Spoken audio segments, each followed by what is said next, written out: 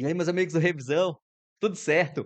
Olha só, saiu um edital interessante, não é um edital de procuradoria, mas faz sentido para algumas pessoas que estudam para procuradorias, não para todas. Talvez não seja o seu caso, mas talvez seja. Por isso que a gente vai analisar aqui agora o edital do concurso para o controle interno de São Paulo, do município de São Paulo. É a CGM, Controladoria Geral do Município de São Paulo, tá? O que que eles fizeram? Publicaram ontem edital para cargo de auditor em 3 especialidades. 2 especialidades não importa para a gente aqui, por quê? Porque são especialidades para quem, tem uma formação mais generalista, é mais voltada ali para TI, para tecnologia da informação, para matemática, enfim, não interessa muito para a gente. Agora, tem a especialidade correição, que é bem focada em conteúdo jurídico, faz sentido para quem estuda para procuradoria. Vamos chegar lá. Primeiro, vamos analisar aqui o geral desse concurso e da carreira. Remuneração, R$ 16.413.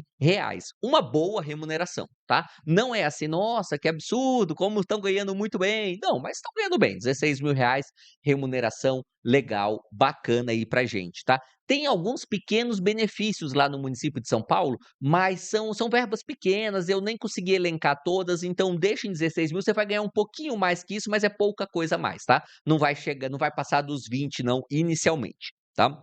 Banca FCC, uma banca grande, banca comum nesse tipo de concurso, a gente é bom quando é uma banca grande, assim, porque a gente sabe o que esperar. E da FCC, você pode esperar algumas questões um pouquinho mais longas até, mas questões bem feitas. FCC, diferentemente da banca CESP, costuma anular poucas questões, porque fazem questões um pouquinho mais fechadas aí, tá.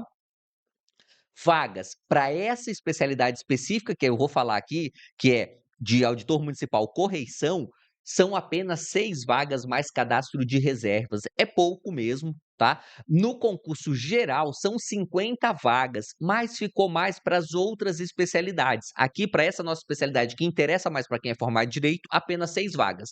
Número pequeno, mas um número razoável aí para você correr atrás. Não exige prática jurídica. Então mesmo você que está se formando, pode fazer esse concurso aí tranquilamente, beleza? Inscrições começam agora dia 2 de dezembro, vai até o dia 16 de janeiro. R$ 170, valor bem razoável. Segue aquela é uma regra informal que existe em concurso, tá? Segundo a qual o valor da inscrição corresponde a 1% da remuneração. Alguns poucos municípios e estados têm essa regra em lei, mas a maioria não tem, não está escrito em lugar nenhum.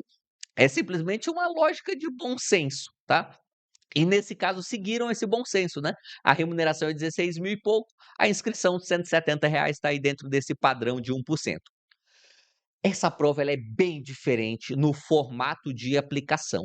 Ao invés de uma prova objetiva, nós teremos 3 provas objetivas e uma discursiva, bem fora do padrão aí, né? Olha só, e cada objetivo é grande. Cada objetiva tem 80 questões de múltipla escolha. As 2 primeiras objetivas ocorrerão no dia 16 de março, tá. Então isso é a primeira notícia boa aqui, né. Você ainda tem 3 meses e meio até a prova, é bastante tempo, dá para você fazer um estudo legal até a gente chegar aí, 3 meses dá para estudar bastante coisa, tá. E essas 2 provas aqui que ocorrem no dia 16, uma pela manhã, outra à tarde, 4 horas cada uma com 80 questões de múltipla escolha, ok? Não pode zerar nenhuma disciplina. Daqui a pouco, na parte final desse vídeo, a gente vai analisar cada uma das disciplinas. Você vai ver que as que têm menos questões têm 10 questões, então é relativamente fácil não zerar.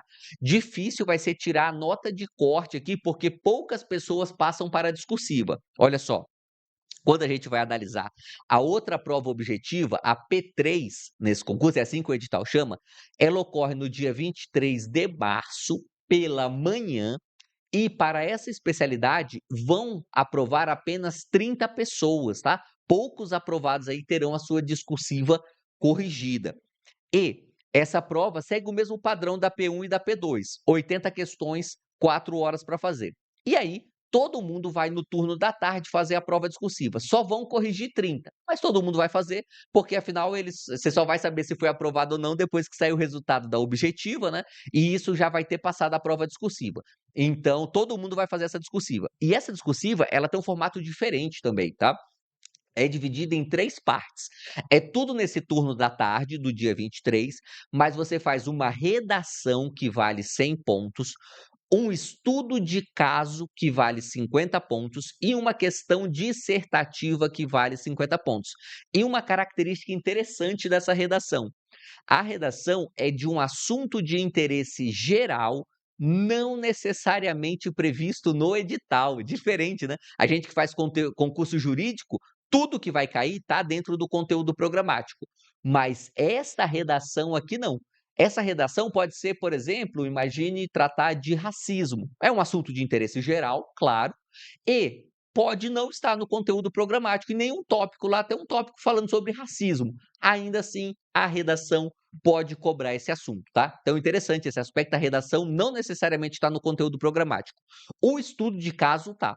E o estudo de caso é dentro de 3 disciplinas: direito administrativo sancionador, que eu vou falar mais aqui ainda nesse vídeo sobre o que é esse direito administrativo sancionador, direito administrativo comum, vamos dizer assim, ou direito constitucional.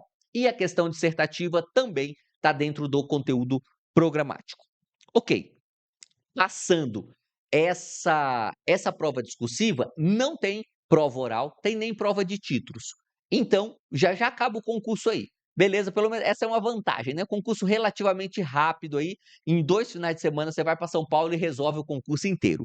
E o conteúdo programático, é aqui que a gente vê para quem esse concurso faz sentido e para quem não faz, tá? E olha só, no conteúdo programático. Primeiro, nós temos as disciplinas gerais. Conteúdo programático dessa primeira prova, que é a P1, tem peso 1, tá? Cada questão aqui. E aí nós temos português com 20 questões. Você que estuda para procuradorias, você tem que ter um português razoável, faz parte, esse é um instrumento de trabalho, tá?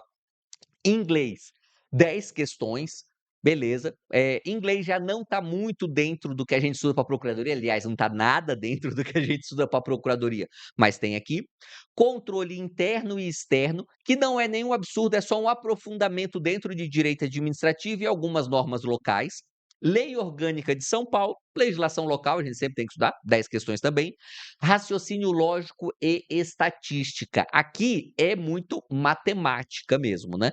Então, para você que, assim, sabe, odeia qualquer coisa parecido com matemática, é melhor deixar esse edital para lá. Agora, se você pensar que são 240 questões e só 20 estão aqui em matemática, é relativamente pouco. O que faz com que esse conteúdo programático ele fique muito voltado para quem estuda para concurso jurídico mesmo, sabe? Então, assim, se você estuda para procuradorias, você está bem dentro aqui, mesmo tendo essas 20 questões de matemática e essas 10 de inglês. Matemática, modo de falar, né? Raciocínio lógico não é necessariamente matemática, mas é o mesmo tipo de raciocínio.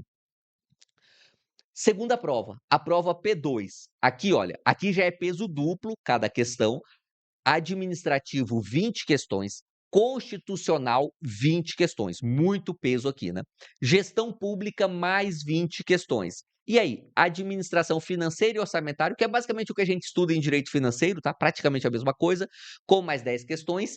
E dinâmicas do município de São Paulo. Aqui são temas próprios que você terá que estudar só para esse concurso. Beleza. E aí vem a prova P3, que também tem peso 2. E a prova P3 são 40 questões de direito administrativo sancionador. Esse é o peso maior aqui na prova. Veja, só o direito administrativo sancionador já vale a P1 inteira, porque vale 80 pontos aqui, né? 40 vezes 2. E o que diabos é direito administrativo sancionador? Esse é um conceito doutrinário, surgiu há alguns. Quer dizer, aliás, quando surgiu, eu vou ficar devendo a informação, porque pode ser que alguém muito lá atrás tenha falado disso. Mas quando se popularizou essa expressão, foi há uns 20 anos aqui no Brasil. Direito administrativo sancionador é basicamente aquele ramo dentro do direito administrativo que trata de aplicação de sanções, de penalidades aos particulares. Então, quando a gente fala, por exemplo, de improbidade administrativa, é o direito administrativo aplicando uma penalidade. Quando a gente fala de leis anticorrupção, a gente está tratando do Estado aplicando penalidades. No direito administrativo sancionador, nós não estamos falando de direito penal, mas aplica-se a principiologia do direito penal dentro do direito administrativo sancionador. Por exemplo, quando a gente fala PAD, processo administrativo disciplinar, também está aqui dentro de direito administrativo sancionador. Se você olhar o conteúdo programático nesse edital, você verá que tem muita lei local mesmo, tá? De tal forma que, se você estudou para a PGM São Paulo, tá? E assim, a gente tem muita aluna aqui no Revisão que foi muito bem na PGM São Paulo, alguns já nomeados, outros aí no cadastro de reserva, porque a PGM São Paulo tem um cadastro de reserva gigantesco, tem eu acho que uns 300 nomes no cadastro de reserva. Se você está nessa situação, se você estudou bem para a PGM São Paulo, cara, vale a pena se dar uma segunda chance aqui na CGM, se você não passou em mais nada depois disso, né. Por quê? Porque você vai reaproveitar todo esse estudo de legislação local. Grande parte dessa legislação local está aqui, dentro de direito administrativo sancionador, então vai ter um peso muito grande, tá. Isso acaba virando um diferencial competitivo para quem estudou de verdade para a PGM São Paulo, tá. E aí, mais 10 questões de direito civil, 10 questões de processo civil, 10 questões de penal e 10 questões de processo penal. Veja que, portanto, esse é um conteúdo programático bastante extenso, bem grande, tá? É difícil estudar todo esse conteúdo programático. Não acho que esse é um problema só seu, é um problema de todo mundo que for fazer esse edital. Por isso que, entendo eu, quem está indo relativamente bem em provas de procuradoria, e especialmente quem estudou forte para a PGM São Paulo, vale a pena se dar uma segunda chance e fazer aqui esse concurso de auditor, tá? Veja, é um concurso aí fora do nosso âmbito de procuradorias, mas que, repetindo, para quem fez PGM São Paulo e estudou de verdade para PGM São Paulo, vale a pena fazer essa prova. E aí, recomendação minha, cara, nem estuda raciocínio lógico e estatística e nem inglês. Vai para o concurso com o que você já sabe nessas 3 disciplinas, meio que seja o que Deus quiser, porque a pontuação delas não é tão grande assim, ó. Se você pensar, essa primeira fase, ela vale um total de 400 pontos. É ponto pra caramba, né? 400 pontos. E essas disciplinas estranhas só vale 30, vale menos de 10%. Então dá para você fazer essa prova, especialmente se você já estudou bem a legislação local de São Paulo e tem um conhecimento razoável aí de direito administrativo, porque como esse direito administrativo sancionador, ele é uma subdivisão dentro do administrativo, se você já tem uma base boa nessa disciplina, você já larga bem na frente aqui nesse concurso, tá? O Revisão PGE não terá reta final aqui para esse concurso de auditor, por quê? Porque não é uma procuradoria e o nosso foco é procuradorias, beleza? Então, dificilmente a gente faz outro edital, de vez em quando a gente faz, mas nesse caso aqui não faremos. Mas vale lembrar que, cara, só até amanhã todos os cursos do Revisão estão com 40% de desconto na Black Friday. E o curso extensivo, que é para você fazer aquela preparação de base e chegar muito forte em todos os concursos de procuradoria de 2025 em diante, e até de outros concursos que nem são procuradoria, mas que o edital se parece, como por exemplo esse daqui para auditor na CGM, tá? CGM-SP. Então assim, ó, quer fazer essa preparação de verdade, cara? Já vou deixar aqui embaixo no vídeo o link para você clicar e aproveitar. Amanhã é o último dia, nessa sexta-feira, meia-noite, encerra a Black Friday do Revisão, menor preço do ano para você se preparar de verdade para procuradorias. Beleza? É isso aí e vamos juntos.